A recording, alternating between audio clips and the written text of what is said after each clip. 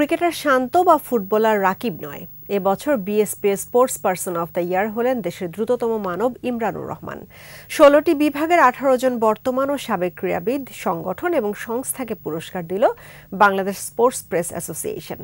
Popular choice ক্যাটাগরিতে পরাজিত হয়েছেন শান্ত, জিতেছেন ফুটবলার মুরসালিন। বিস্তারিত জানাচ্ছেন আকাশুজ্জামান। ওয়ালটন এয়ার কন্ডিশনার এক্সচেঞ্জ অফারে স্প্লিট এসিতে ২৩,০০০ টাকা পর্যন্ত নিশ্চিত ছাড়। ফুটবল, ক্রিকেট কিংবা অ্যাথলেটিক্স, দিনটা পরিণত হয়েছিল ক্রীড়াঙ্গনের সব তারকাদের মিলন মেলায়। ১৯৬৪ সাল থেকে দেশের সেরা ক্রীড়াবিদ ও ক্রীড়া সংশ্লিষ্টদের পুরস্কার দিয়ে আসছে বাংলাদেশ ক্রীড়া লেখক সমিতি। এবার ১৬টি ক্যাটাগরিতে ১৮ জনকে পুরস্কার দিল বিএসপিএ,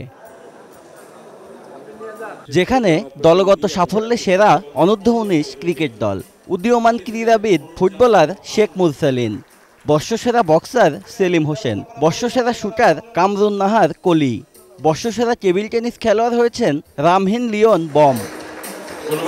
জাতীয় দলের ৩ ফরম্যাটের অধিনায়ক নাজমুল হোসেন শান্ত ও ফুটবলার রাকিবকে হারিয়ে বর্ষসেরা ক্রীড়াবিদ হয়েছেন Sprinter Imranur Rahman. Popular choice ক্যাটাগরিতে সেরা হয়েছেন মুরসালিন।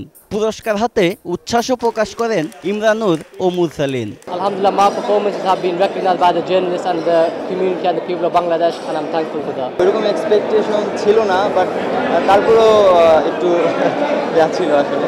তো আলহামদুলিল্লাহ আসলে সবার জন্য এবং যারা যারা আমাকে ভোট দিয়েছে সবাইকে আসলে খুবই থ্যাঙ্কস।